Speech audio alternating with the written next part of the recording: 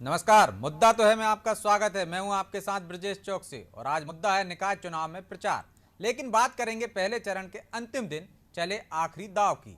मध्य प्रदेश में निकाय चुनाव के पहले चरण का शोर थम चुका है, लेकिन चुनावी शोर थमने से पहले बीजेपी और कांग्रेस ने एक दूसरे पर जमकर आरोप लगाए। सर्जिकल स्ट्राइक, कश्मीर फाइल्स और मदरसे की एंट्री के बाद सीएम ने कांग्रेस की तुलना ऐसे दल से की जिसके सत्ता में आने से सिर कलम करने जैसी घटनाएं होती हैं। तो कांग्रेस ने पलटवार करते हुए शिवराज को घर घर में शराब पहुंचाने वाला सीएम बताते हुए बीजेपी पर समाज को तोड़ने वाली पार्टी होने का आरोप लगाया। लेकिन सवाल यह है, क्या दोनों दलों द्वारा चले गए ये आखिरी दाव कारगर साबित होंगे या बारिश में खुली विकास की कलई इन दावों पर भारी पड़ेगी? तो आखिरी दाव पर हुए बार पलटवार पर चर्चा शुरू करें तो उससे पहले देखिए रिपोर्ट।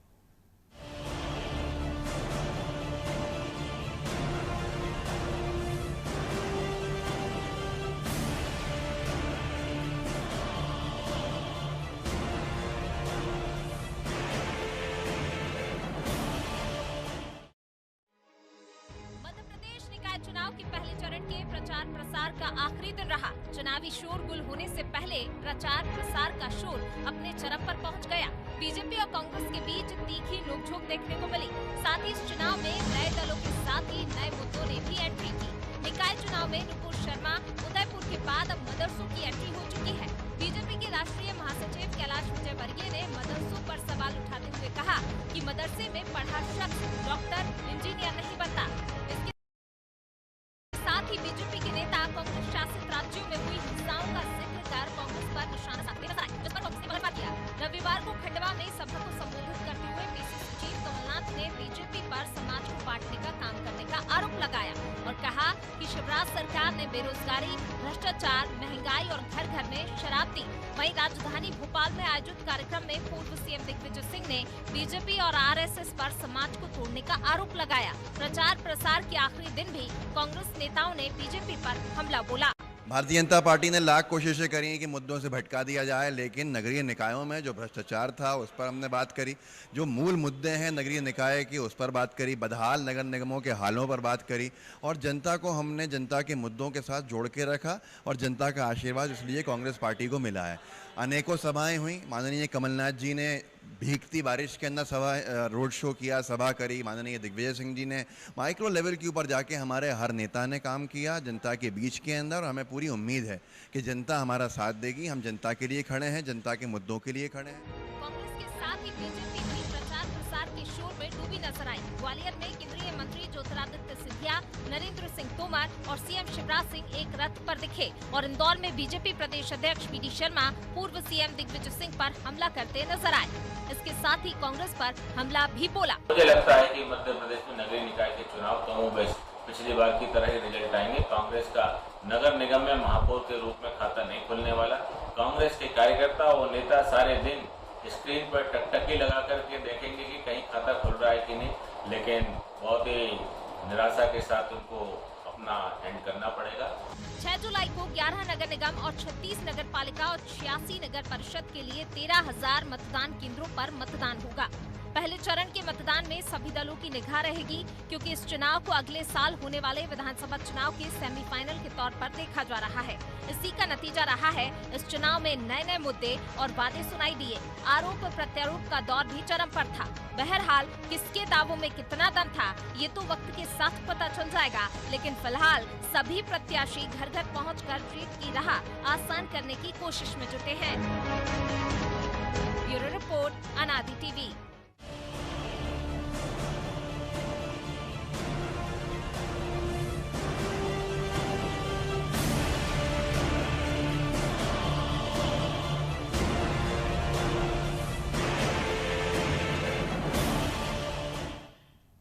तो आखिरी दाव पर चर्चा के लिए हमारे साथ मौजूद हैं गीत धीर, प्रवक्ता हैं बीजेपी के, देवाशीष जरारिया, प्रवक्ता हैं कांग्रेस के, और देवदत्त दुबे, वरिष्ठ पत्रकार। तीनों मेहमानों का बहुत बहुत स्वागत है। दुबे जी, सारे अस्त्र शस्त्र चल चुके हैं 5 बजने से पहले। मदरसे भी आ गए, सर्जिकल स्ट्राइक भी आ गई और सिर कलम करने वाली घटना भी आ गई राजस्थान की। जैसे कि उम्मीद हम पहले भी कर चुके हैं, चर्चा कर चुके हैं कि तमाम मुद्दों के बाद आखिर में वो मुद्दे आ ही जाते हैं दोनों तरफ से। कांग्रेस कह रही है कि तोड़ने वाली पार्टी है और बीजेपी कह रही है कि वो पार्टी है कि इनके आने से इस तरह की घटनाएं होती हैं। तो कैसे देखते हैं आप, बारिश में जिस तरह से विकास की कलई खुल गई, तो जनता भी इन मुद्दों की कलई खोलेगी, इन मुद्दों पर वोट देगी, या वाकई में आपको लगता है कि ये बारिश की वजह से ये मुद्दे इस बार धरे रह जाएंगे? देखिए चौकसे जी, आखिरी समय और आखिरी दिन के प्रचार में तो ऐसे लगा जैसे मरता क्या ना करता की स्थिति थी। देखिए आप, देश में लोग किसी भी राजनीतिज्ञ को कुछ भी कहें, लेकिन सेवा करने की कितनी प्रबल भावना है इनके अंदर कि साम दाम दंड भेद सब कुछ सेवा करने के लिए मांग रहे हैं। जबकि सेवा तो इन सब की जरूरत ही नहीं पड़ती, ना पद की ना कुछ की। सेवा तो बहुत अलग चीज है, लेकिन सेवा करने का अवसर जिस तरह से मांगा गया है, मैं बहुत श्रद्धा रखता हूं अपने राजनीतिज्ञों के प्रति। एक गजब है जिस आस्था और विश्वास के साथ आपने जन समर्थन मांगने की कोशिश की है। जो भी जीते उस पर खरे उतरे, अन्यथा ये दगा कहलाता है, धोखा कहलाता है, और इससे राजनीति की विश्वसनीयता घटती है और नेताओं की भी घटती है। आप देखो तो कौन कौन मुद्दे कहाँ कहाँ के निकाल के लाए हैं। एक बार उससे एक ने कहा था कि यदि आपको अपने बारे में, अपने पूर्वजों के बारे में यदि कुछ पता करना हो, आपको जानकारी नहीं मिल रही हो, तो कहीं से आप चुनाव लड़ जाइए, सब कुछ वो ढूंढ के ला देंगे विरोधी। तो आप देखें, दोनों दलों ने कोई कसर नहीं रखी, दोनों दल की कब्र खोद के ले आए, कौन क्या कर रहा है, कौन क्या करेगा। और मुझे लगता है कि इतनी दलीलें, इतने तर्क दिए हैं, जैसे ये समझ रहा है कि जनता जनार्दन को कुछ पता ही नहीं है और वो कोई आज की बातों में मूल्यांकन करेगी। जनता जनार्दन आपके प्रतिदिन प्रति क्षण मूल्यांकन करती है कि आप क्या कहते हो, क्या करते हो, और क्या आपके कहने का आशय है, यह तक वो समझने लगी है अब इतने दिनों में कि आप ऐसा कह रहे हो तो क्यों कह रहे हो, कौन सा वोट बैंक पका रहे हो, कौन सा आपको लाभ है, कौन सा क्या है। तो मुझे लगता है कि यही लोकतंत्र है। और ब्रजेश जी, हम सब इसमें आसान्वित हैं कि 73 साल हो गए लोगों को वोट डालते हुए, सब तरीके से ठगे गए, छले गए, और कहीं कहीं लाभ में भी रहे, कहीं कहीं फायदे में भी रहे, कई बार वोट सार्थक भी हुआ, कई बार निरर्थक हुआ। लेकिन अब बहुत कुछ इसमें आ चुका है और अब मुझे लगता है कि मतदाता बहुत परिपक्व है। और देखना आप, इस बरसात में भी वो भारी मतदान करने के लिए निकलेगा। और जो दावे और दलीलें हैं, जिसको उसने बहुत ध्यान से कान फोड़ खिड़की बंद करते रहे 15 दिन लोग, बच्चे पढ़ नहीं पाए, एक गाड़ी निकलती थी, स्पीकर लगी, दूसरी आती थी, तो उससे तो निजात मिली है। लेकिन अब चिंतन मनन करेगा मतदाता, और मुझे लगता है कि एक वोट देगा कोई जिसको तो 2 दिन है अभी चिंतन मनन के लिए, 24 घंटे हैं मतदाताओं के पास। देवाशीष जी, शायद यही वजह है कि आपने ये तो कहा कि तोड़ने वाली पार्टी है, तमाम चीजें गिनाई, लेकिन अपने विकास भी गिनाए। कौन से विकास? आपने कहा 300 करोड़ दिए थे बीआईपी रोड के लिए, 600 करोड़ दिए थे स्मार्ट सिटी के लिए, और नर्मदा जल के लिए, माफ कीजिए।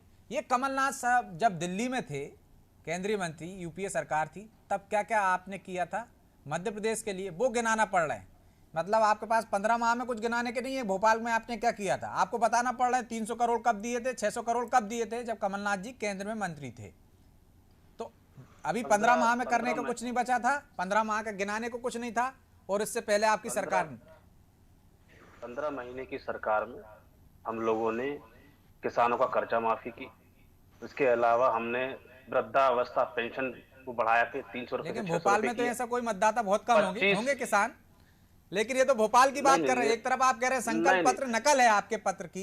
नहीं, हम और भी बता रहा हूँ, मैं और भी बता रहा हूँ। 100 रुपए 100 यूनिट बिजली के लिए किया। क्या भोपाल में ऐसे गरीब लोग नहीं है जो 100 यूनिट बिजली चलाते? बिजली का बिल मन मांगे दाम पर बिजली का बिल नहीं आ रहा था, बिजली की बेतहाशा कटौती नहीं हो रही थी। तो निश्चित तौर पे 15 माह का जब कोई सरकार आती है और सरकार को 5 साल का मैंडेट मिलता है और 15 महीने वो सरकार रहे और 15 महीने की सरकार में उस सरकार का आकलन हो, मैं ये मानता हूं कि राजनीतिक विश्लेषक के तौर पर भी आप लोग उसका आकलन करेंगे और उस पर क्या कहते हैं टीका टिप्पणी करेंगे, तो मुझे लगता है ये अन्याय की श्रेणी में आए। हम लोगों ने 15 महीने की सरकार में जो कुछ भी जो हो सकता था, खजाना खाली था, उसके बावजूद भी हम लोगों ने बेहतर से बेहतर सरकार देने का प्रयास किया और सरकार बहुत बेहतर चल भी रही थी जब तक कि सरकार को गिरा नहीं दिया गया। और निश्चित तौर पर मतदाता इस बात से भली भांति परिचित है कि जब तक उसकी मतदान की वैल्यू है, उसकी मतदान की कीमत है, तभी तक ठीक है। आपके पास अल्प समय था 15 माह का, चलिए मान लेते हैं। की तुलना नहीं की जा सकती 17 साल से 18 साल से, लेकिन फिर क्या वजह है कि आपको भी हनुमान जी की शरण में जाना पड़ा, आपको भी हनुमान जी की चित्र आगे करके वोट मांगने पड़े, आपको भी गौशाला की बात करना पड़ी? तो गौशाला हम लोगों ने बनवाई, वह गाय माता जिसकी भारतीय जनता पार्टी दुहाई देती थी और भारतीय जनता पार्टी ने बड़ा मुद्दा बना के रखा था। उसके बाद गाय माता की जो बुरी हालत कमलनाथ से देखी गई, उसके बाद गौशाला का निर्माण शुरू हुआ। गौशालाओं के निर्माण के शुरू होने के बाद हमने बजट बढ़ाया, इसके बाद इन्होंने बजट को कटौती कर दी। गौशाला जो गाय माता के चारे का जो बजट था उसको बजट को घटा दिया गया। तो निश्चित तौर पे हमारी सरकार ने जो इनिशिएटिव लिए हैं, जो कदम उठाए, उनकी चर्चा तो हम करेंगे निश्चित। इस पे कौन कह सकता है कि ये कौन मना कर सकता है कमलनाथ जी हनुमान भक्त नहीं है? वो महान हनुमान भक्त हैं। वो आज से नहीं, काफी समय पहले से हनुमान भक्त हैं। जब से वो राजनीति में नहीं आए तब से हनुमान भक्त हैं। तो ये प्रदर्शित करने की बात पहले नहीं हनुमान है। जी को आगे रख के वोट नहीं मांगे ना, अब मांग रहे हैं। इसी कारण शायद चुनाव आयोग गई है बीजेपी कि आप हनुमान जी की तस्वीर के सामने हाथ जोड़ रहे हैं आपके महापौर प्रत्याशी छिंदवाड़ा में। ये तो बीजेपी की बौखलाहट है। उनको ऐसा लगता है कि हिंदू धर्म पे उनका अकेला ठेका ले लिया इन्होंने। उनकी टैगलाइन है हिंदू धर्म की, और हम केवल हिंदू हैं, बाकी हम जो धर्म अपनाएं और हम जो दिखाएं वो केवल हिंदू धर्म है। और दूसरे लोग जो पूजा पाठ करें, दूसरे लोग अगर धर्म की बात कर दे तो वो हिंदू धर्म नहीं है। तो ये भारतीय जनता पार्टी की चाल चरित्र और चेहरा है। कांग्रेस पार्टी हमेशा से हर धर्म का सम्मान करते आई है। इसमें प्रखंड से प्रखंड हिंदू नेता रहे हैं कांग्रेस पार्टी में, और सभी समाजों के नेता कांग्रेस पार्टी में रहे हैं।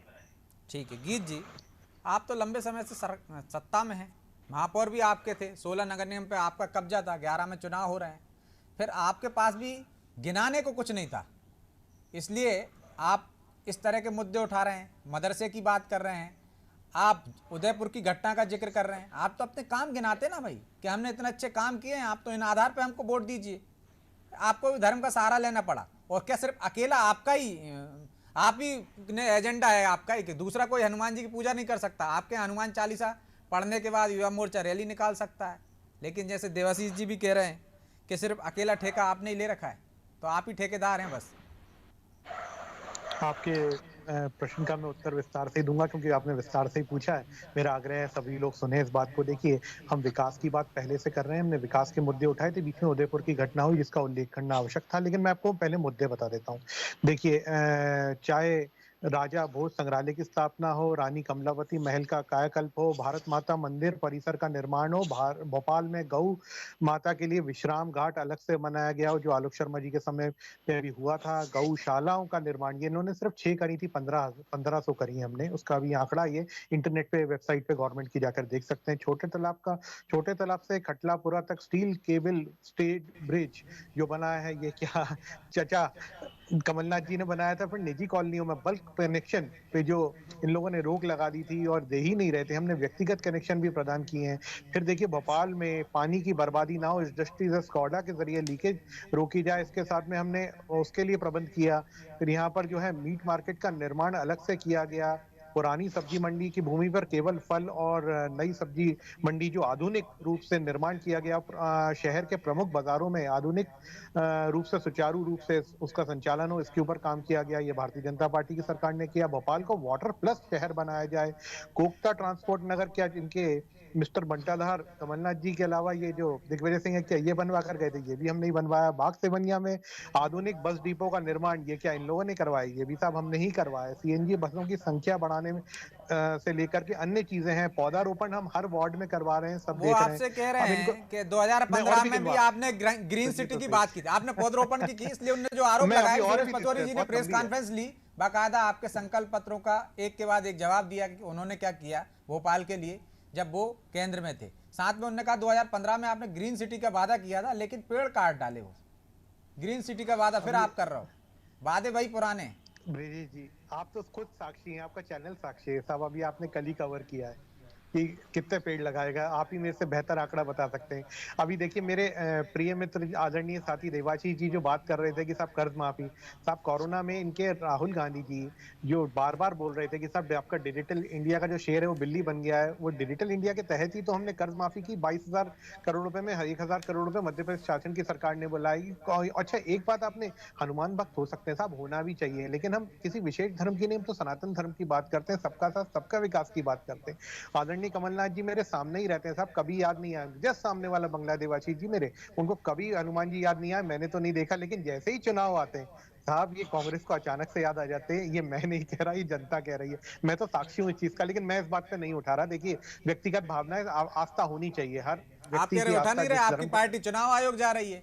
नहीं नहीं, इस तरीके से नहीं। देखिए, ये क्योंकि उन्होंने एक मजाक किया है, वो आपत्तिजनक बात भी है। लेकिन मैं और विकास के कार्य, अनेकों कार्य गिना लेता हूँ साहब। इन्होंने वार्डों के लिए क्या किया, इनकी जो सरकारें पहले भी रही हैं, इन्होंने 70 साल साहब, ये बड़ी बड़ी बात करते हैं, 70 साल में क्या किया यही बता दें। उन्होंने वो भी गिनाया कि 70 साल में क्या किया उन्होंने, भेल जैसा कारखाना दिया। मेरे पास इस पर बात करेंगे। 70 साल बनाम 18 साल तो बहुत लंबी चर्चा चल जाएगी ना।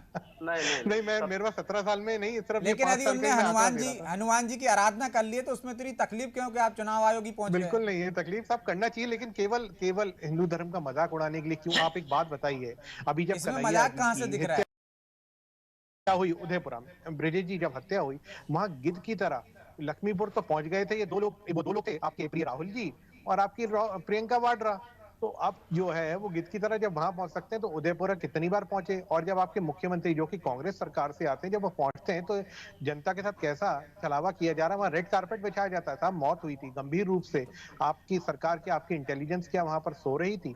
आपकी वहां पर सरकार है, आपके कितने मंत्रियों ने ना स्थानीय मुद्दों जवाब दे दो। नहीं, मैं उदयपुर की बात की गई थी, उदयपुर की घटना इसलिए याद आ गई। नहीं, उदयपुर में जो पूरी सुनूंगा देवाशीष जी, लेकिन बात तो पूरी हो जाए। ठीक है, चलिए ठीक है, चलिए आप बोलिए। देखिए, पहली बात तो कि मैं गीत जी से निवेदन करना चाहता हूँ कि लोकल चुनाव है, लोकल मुद्दों पे चुनाव है, तो लोकल मुद्दे पे हम लोग डिबेट। अब चुनाव में देखो लोग इधर-उधर निकल जाते हैं, लेकिन हम लोग तो प्रवक्ता हैं और टीवी पे डिबेट करें तो हम तो शायद डिबेट पे मतलब पार्टी इधर-उधर निकल सकती है ना देवास जी। अपन प्रवक्ता हैं, टीवी पे हैं, फंस ना जाएं, इसलिए मुद्दों पे बात करें। पार्टी को जाने दें, वो चुनाव आयोग भी जाएगी, आप पर आरोप भी लगाएगी। जी अभी ये दिल्ली गए थे कमलनाथ जी के टाइम पे, वो दिक्कत नहीं थी। आपका शो डेविएट हो जाएगा, मेरे को कोई दिक्कत नहीं है, मैं तो जवाब दे सकता हूँ। तो मैं जवाब दे देता हूँ। अगर आप जवाब चाह रहे हैं 30 सेकंड में जवाब लीजिए। भाई, जो आरोपी थे उनकी भारतीय जनता पार्टी के नेताओं के साथ फोटो है और ये आरोप लग रहे हैं कि वो भारतीय जनता पार्टी का सदस्य था। इस बारे में क्या कहना है आपका? क्या ऐसे आतंकी लोग आपके यहाँ शरण की ओर लेते रहे हैं? साथ ही साथ जी मीडिया के माध्यम से एक क्लिप निकाली गई और दिखाई गई, उसमें कहा गया राहुल गांधी जी के बयान को राजस्थान की बात से जोड़ दिया गया। उसके बाद आपके नेताओं ने, आपके केंद्रीय मंत्री ने, आपके कई विधायकों ने, कई सांसदों ने तुरंत प्रतिक्रिया उस पर जारी कर दी और तुरंत उस पर ट्वीट कर दी और फर्जी खबर को फैलाया, जिसपे कांग्रेस ने एक्शन भी लिया है। आप भी तो शिकायत करने नहीं गए, जाना चाहिए था आपको। नहीं, देखिए, हम शिकायत क्यों नहीं, जो प्लेटफॉर्म से हमने आवाज उठाई है, उन प्लेटफॉर्म से आवाज उठाई है और क्या कहते हैं, न्यूज चैनल ने माफी भी मांगी है, एक बार नहीं 2 बार माफी मांगी। ठीक है, खत्म करो उस मुद्दे को। मेरा कहने का तात्पर्य ये है कि ये संवेदनशील मामला है। संवेदनशील मामला के अंदर जहर नहीं ढूंढना चाहिए, गंभीर विषय है, और उसके अंदर ये नहीं है कि किसी की इमेज। तो देवाशीष जी, कोई एक दल ढूंढ रहा है क्या? आपके तमाम नेता फोटो ट्वीट कर रहे हैं, यहाँ मुद्दा उठा रहे हैं। दिग्विजय सिंह कह रहे हैं कि तोड़ने वाली पार्टी है बीजेपी, कमलनाथ जी भी वही बात कर रहे हैं कि तोड़ने वाली पार्टी है। तो आप भी तो वो मुद्दे उठा रहे हैं ना, आप स्थानीय मुद्दे क्यों नहीं उठा रहे? आप तो विपक्ष में हैं, आपको सरकार को घेरने का तमाम तरह के मुद्दे हैं आपके पास। देवाशीष जी, ब्रिजेश जी, एक उत्तर दिलवा दीजिए कि राहुल गांधी जी और प्रियंका गांधी जी यहाँ क्यों नहीं गए जब ये लक्ष्मीपुर गए थे? तो यहाँ क्यों नहीं गए? यहाँ पे भी तो गंभीर को भेज देते ना, आप मोदी जी को भेज दीजिए। आपके राहुल, देखिए गृह मंत्री जी तो सिद्धू मूसेवाले के यहाँ पर भी गए थे साहब। हम हमारे, अरे मैं सवाल, आप उत्तर नहीं दे रहे हो, आप सवाल पे सवाल कर रहे हो। देवाशीष जी उत्तर नहीं दे रहे। देखिए, राजस्थान में से पहले भी जब मत कीजिए प्लीज, ऐसे सवाल जवाब मत कीजिए गीत जी, चर्चा में सही से नहीं हो पाएगी। बात आ जाने दीजिए देवाशीष जी वाली मुद्दे पे हम बात कर रहे थे, आ जाइए देवाशीष जी, आप अपनी बात पूरी कर लीजिए। देखिए, मेरा कहने का तात्पर्य है कि देखिए, मुद्दों पे बात होनी चाहिए और निश्चित तौर पर प्रदेश में हमेशा से मुद्दे रहे हैं, आज भी मुद्दे हैं। भारतीय जनता पार्टी, वही तो बात कह रहा हूँ ना आपसे, वही तो बात कह रहा हूँ ना सर मैं आपके। मुद्दों पे बात होनी चाहिए और विपक्ष को, सरकार को घेरना चाहिए, लेकिन सरकार घेरती कहाँ? और मेरी बात एक ही चल रही है। हम लोग बात कर रहे हैं सड़क की, बिजली की, पानी की, रोजगार की, शिक्षा की, यही बातें चल रही हैं। लेकिन बीच बीच में भारतीय जनता पार्टी मुद्दे को सांप्रदायिक रंग देती है कि वो भाई कौन लेके आ रहा है, धर्म को कौन बीच में लेके आ रहा है ना, दूसरे राज्यों में घटना हो रही है, इनको कौन बीच में लेके आ रहा है, कौन फेक न्यूज फैला रहा है? हम तो नहीं कर रहे, हम तो मुद्दों पर चुनाव लड़ रहे हैं। तो गीत जी डरे हुए आप भी हैं, इसलिए आपको इन मुद्दों का सहारा लेना पड़ रहा है, संवेदनशील मुद्दों पे बात करनी पड़ रही है, ताकि मतदाता कहीं थोड़ा बहुत भी इधर उधर डिग जाए तो वो असल लाइन पे आ जाए। शायद आपके मन में ऐसा कोई डर है? मेरी 10 सेकंड में मेरी बात हो जाती है, 10 सेकंड में। देखिए, पंचायत के चुनाव अभी कंप्लीट हुए हैं, कुछ जगह हो गए हैं, कुछ जगह कंप्लीट होने हैं, उनके नतीजे भी रुझान आने शुरू हो गए। कांग्रेस ने पंचायत चुनाव भारी बढ़त ली है। ग्रामीण मध्य प्रदेश तो कांग्रेस को पंचायत चुनाव में इंटरेस्ट नहीं है, नगर निकाय चुनाव में इंटरेस्ट नहीं है, वहाँ सिंबल के आधार पर नहीं होती। मैंने पहले भी कहा था, ऐसी डिबेट हुई थी कि सब दावे करेंगे। नहीं, कांग्रेस ने कई जगह पे समर्थित उम्मीदवार दिए हैं। जहां हमारे एक सिंगल कैंडिडेट था वहां दिए, जहां पार्टी के 2-3 कैंडिडेट लड़ रहे हैं वहां हम लोगों ने मन धारण कर लिया। लेकिन कांग्रेस पार्टी के जो पंचायत चुनाव के जो नतीजे आ रहे थे, जो रुझान आ रहे थे, उसने कहीं ना कहीं आपको इन मुद्दों की तरफ लौटने को मजबूर कर दिया। कहीं डर गए? नहीं ब्रिजेश जी, ऐसा बिल्कुल भी नहीं है और ये सत्य भी नहीं है। देखिए, अभी मेरे प्रिय मित्र ने जो बात बोली है बिजली, सड़क और पानी, आप देख लीजिए यहाँ पर कहीं ये मुद्दे ही नहीं बचे हैं, क्योंकि यहाँ पर सड़क का जाल हर तरफ फैल गया है। बिजली की कोई समस्या नहीं, पानी की कोई समस्या नहीं, और पानी के लिए हम क्या क्या कार्य कर रहे हैं, हम तो सरप्लस में लाने की बात कर रहे हैं, तो यहाँ पर कोई समस्या नहीं है। हाँ, कोरोना के समय में कुछ थोड़ी सी समस्या जरूर कोयले वगैरह की आई थी, तो उसका कुछ महीने सभी लोगों ने भुगता, पूरे देश में वो दिक्कत आई थी। ऐसा नहीं कि केवल एक प्रदेश की बात करें, तो वो भी उचित नहीं रहेगा उस मुद्दे को उठाना। लेकिन जब ये धर्म समुदाय और ऐसी बातें करते हैं, फिर एक तरफ से इनके, आपने स्वयं ही मेरे मुंह की बात छीन ली, मैं यही विषय उठाने वाला था, क्योंकि कमलनाथ जी ने खुद बोला कि इसके लिए तो मैं इंटरेस्ट ही नहीं लेता। तो ये कांग्रेस मुक्त भारत की ओर खुद ले जा रहे हैं और फिर बीजेपी के ऊपर ठेकरा फोड़ेंगे, क्योंकि ठेकरा फोड़ने के लिए कोई ना कोई तो इनको चाहिए। तो ये स्वयं हम, जबकि इस प्रकार की कोई चीज नहीं कर रहे, लेकिन जो चुनाव आयोग देखिए एक स्वतंत्र संस्था है, और अगर हमें लगता है कोई बात उसके संज्ञान में लेकर आनी चाहिए, हम लेके आए, उसमें क्या दिक्कत है। इनको अगर कोई आपत्ति है भारतीय जनता पार्टी के किसी प्रत्याशी से या निर्दलीय प्रत्याशी से, किसी से भी, तो और चुनाव आयोग में इस प्रकार का कोई भी आप वैधानिक देखते हैं कि कोई गतिविधि हो रही है, तो बिल्कुल इनको भी शिकायत करनी चाहिए। ये वहां पर क्यों हो रहे हैं? अगर हम कर रहे हैं, भरोसा ही नहीं है ना, मिठाइयों में नोट भर के बट रहे हैं, कार्रवाई नहीं हो रही है। निश्चित रूप से कांग्रेस को भरोसा नहीं होगा, और ये भी बड़ी बात नहीं कांग्रेस का करवाया किया धरा हो, क्योंकि कांग्रेस किसी भी हद तक के जा सकती है। ये मैंने आपको इसलिए भी प्रतीत इससे होता है, जैसे मैंने राहुल गांधी ये वाला प्रश्न पूछा था, किसने नहीं देखा ये क्या क्या कर सकते हैं। कांग्रेस में तो देखिए इनके शीर्ष नेतृत्व से लेकर के इनका जो नीचे का स्तर का नेतृत्व है, वो लड़ाई झगड़ों पर लगा हुआ है, एक दूसरे की टांग खींचने पर लगे हुए हैं। चाहे आप प्रत्याशियों के टिकट वितरण की बात करें, बीजेपी को भी एकता दिखाना पड़ी। ग्वालियर में नरेंद्र सिंह तोमर, सिंधिया और शिवराज जी एक रथ पर नजर आए। पार्टी में तो सदैव से एकता है, लेकिन जो आप कह रहे हैं साम दाम दंड भेद, जो आपने पहले भी कहा था, क्या जनता इनको नहीं समझती है? मतदाता इसको नहीं समझते? अब 30 सेकंड में जवाब दीजिए फाइनल। दुबे जी आप ही से पूछ रहा हूँ। हाँ, अरे जनता बहुत जागरूक है, वो मैंने पहले भी कहा था, लोकतंत्र बहुत परिपक्व हो गया है, और एंड टाइम पे प्रचार विचार से कुछ नहीं होता। वो बहुत पहले से मूल्यांकन करके एक धारणा बना लेती है और प्रत्याशी घोषित करते हैं, और मतदाता एक तरह से वो बना लेता है। थोड़ा बहुत जो वादों में आते हैं कि कोई कर माफ कर रहा है, बिजली का बिल, पानी का, ये सब, इन सब चीज़ों कुछ लोग मुद्दों पे आते हैं। बाकी तो जो प्रत्याशी और दल के बारे में जो धारणा बनाए होते हैं, वही वो देखना आप 6 तारीख को जाके ईवीएम के वो सामने तर्जनी में भी कह रहे हैं। दुबे जी, क्या आपने कमलनाथ जी को अपना लिया, कांग्रेस को अपना लिया, बीजेपी को अपना लिया, शिवराज जी को अपना लिया? एक बार मुझे भी मौका दीजिए, मैं इतना बुरा थोड़ी नहीं हूँ।